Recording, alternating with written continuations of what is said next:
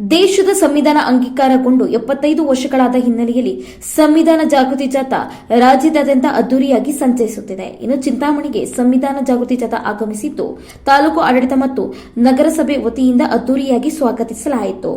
ಇನ್ನು ಶಾಲಾ ವಿದ್ಯಾರ್ಥಿಗಳ ವಿವಿಧ ಬಗೆಯ ವೇಷಭೂಷಣಗಳು ಜಾಥಾಕ್ಕೆ ಮೆರುಗು ನೀಡಿದವು. ಇನ್ನು ನಗರಸಭೆಯ ಆವರಣದಲ್ಲಿ ಹಮ್ಮಿಕೊಂಡಿದ್ದ ಕಾರ್ಯಕ್ರಮದಲ್ಲಿ ಪೌರಾಯುಕ್ತ ಜಿಎನ್ ಚಲಪತಿ ಸಂವಿಧಾನ ಪೀಠಿಕೆಯ ಬೋಧನೆಯನ್ನು ನೆರವೇರಿಸಿದರು. ನಂತರ ಮಾತನಾಡಿದ ಅವರು, ಸಂವಿಧಾನದ ಮಹತ್ವ ಮತ್ತು ಅದರ ಆಶಯಗಳನ್ನು ದೇಶದ ಪ್ರತಿಯೊಬ್ಬ ಪ್ರಜೆಗೂ ಅರಿವು ಮೂಡಿಸುವ ನಿಟ್ಟಿನಲ್ಲಿ ಸಂವಿಧಾನ ಜಾಗೃತಿ ಜಾಥಾ ಹಮ್ಮಿಕೊಳ್ಳಲಾಗಿದೆ.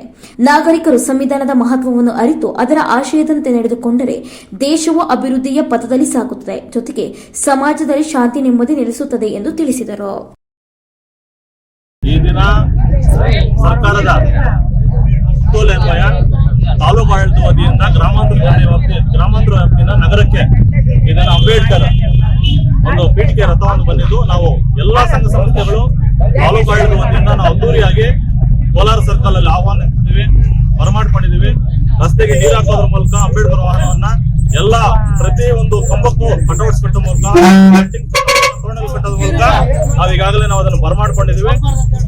ಐಬಿ ಮುಂಭಾಗದಲ್ಲಿ ಬಿಸಿಲಿರಲಿಕ್ಕೆ ನಾನೇ ಸಹ ನಗರಸಭೆ ವತಿಯಿಂದ ಪೆಂಡಾಲ್ ಸಹ ಹಾಕ್ತಿದ್ದೀನಿ. ಅದೇ ರೀತಿಯಾಗಿ ಎಲ್ರಿಗೂ ಸಂವಿಧಾನ ಪೀಠಿಕೆಯನ್ನು ಬೋಧನೆ ಮಾಡಿದ್ದೀವಿ. ಇಲ್ಲಿಂದ ರಥಯಾತ್ರೆಯು ಮತ್ತೆ ಗ್ರಾಮಾಂತರ ಠಾಣೆ ವ್ಯಾಪ್ತಿಗೆ ದೊಡ್ಡಗಂಜೂರು ಮುಖಾಂತರ ಮತ್ತೆ ಹೋಗಲಿದೆ. ಇದು ರಥಯಾತ್ರೆಯು ನಿರಂತರವಾಗಿ ಚಲಿಸ್ತಾ ಇರ್ತದೆ. ಎಲ್ಲೂ ಸಹ ಈ ಯಾತ್ರೆಯನ್ನು ನಿಲ್ಲೋದಿಲ್ಲ. ರಾತ್ರಿ ಸುರಕ್ಷಿತ ಸ್ಥಳದಲ್ಲಿ ಗ್ರಾಮಾಂತರ ಇರ್ತದೆ. ಅದನ್ನು ಇವರು